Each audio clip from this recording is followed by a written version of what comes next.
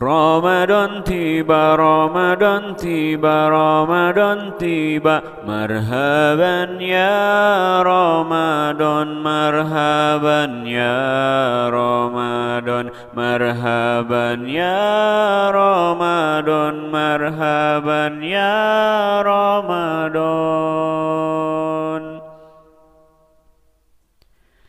Assalamualaikum warahmatullahi wabarakatuh. Innal hamdalillah wassalatu wassalamu ala Rasulillah Sayyidina Muhammad ibni Abdillah wa ala alihi wa sahbihi wa mawalah, amma ba'du.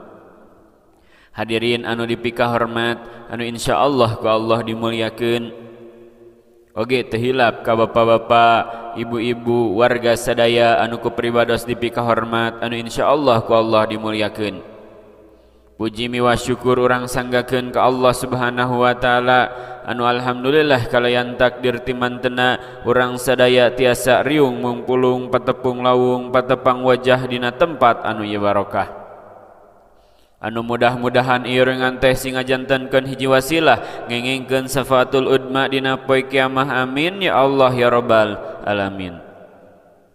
Oge rahmat miwah salam mugi salamina dicurah tur dilimpah ka paduka Rasul wastana Kangjeng Nabi Muhammad sallallahu alaihi wasallam. Teu hilap ka para keluargana, sahabatna, tabiina, oge mudah-mudahan eta rahmat teh dugi ka urang sadayana, amin ya Allah ya rabbal alamin. Hadirin anu dipika hormat, teu karaos tina puasa tahun kamari ayeuna tos bade puasa deui. Tah urang teh kudu bungah ku ayana datang bulan suci Ramadan. Dina kitab Duratun Nasihin diterangkeun, man pariha biduhuli Ramadana haramallahu jasadahu ala nairan. Sing saha jalma anu bungah ku datangna bulan suci Ramadan, maka diharamkeun jasadna asup neraka. Tah urang teh kudu bungah ku datangna bulan suci Ramadan. Sabab dina bulan suci ieu pahala dilipat gandakeun, pintu ampunan dibuka salelebarna. Tah di bulan Ramadan teh ajang urang ibadah salolobana. Lamun ditilik-tilik mah anu sok pangbungahna mah barudak leutik. Loba alasanna mah boh bungah ku ngabuburitna atawa edek meunang baju lebaran. Ngan teu saeutik kolot oge ari puasana acan ari taeun geus meuli baju lebaran, geus nanyakeun THR. Yeuh urang edek asup puasa teh kudu dibekelan ku ilmu anu cukup seperti syarat rukun jeung pabatalanna.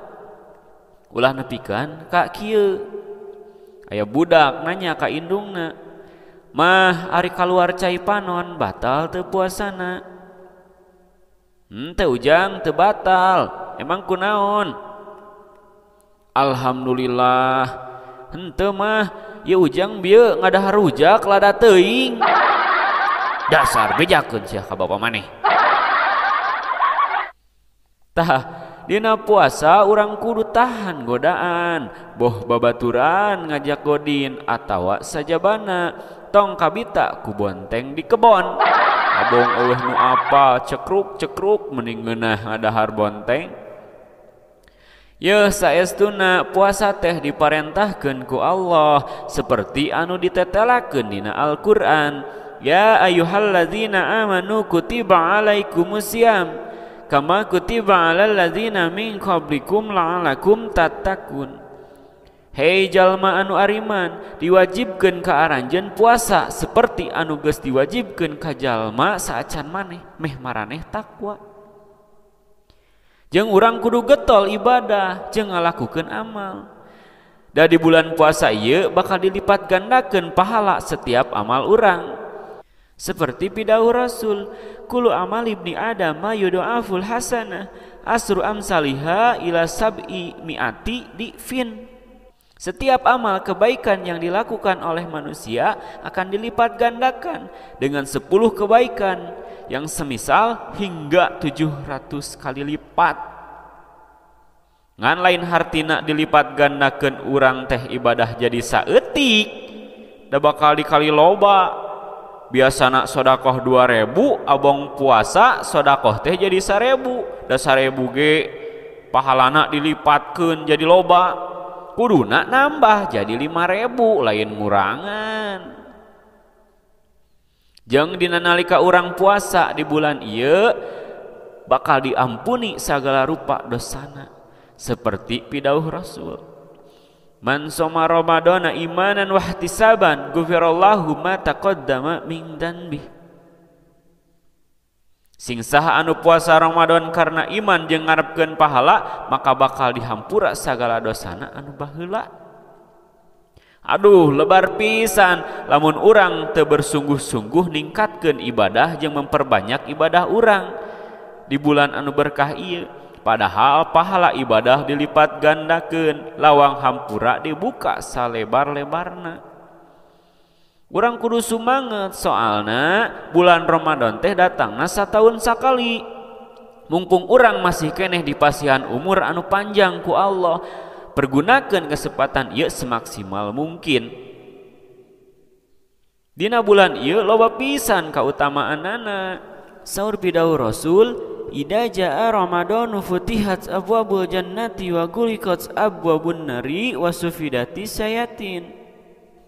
Lamun Ramadan datang, pintu surga dibuka, pintu neraka ditutup, jeung setan dibelenggu. Di bulan ieu pantos surga dibuka salebar-lebarna, anu pihartieun yen kesempatan urang asup surga gede pisan karena pahala ibadah dilipat gandakeun, lawang hampura dibuka salebar-lebarna.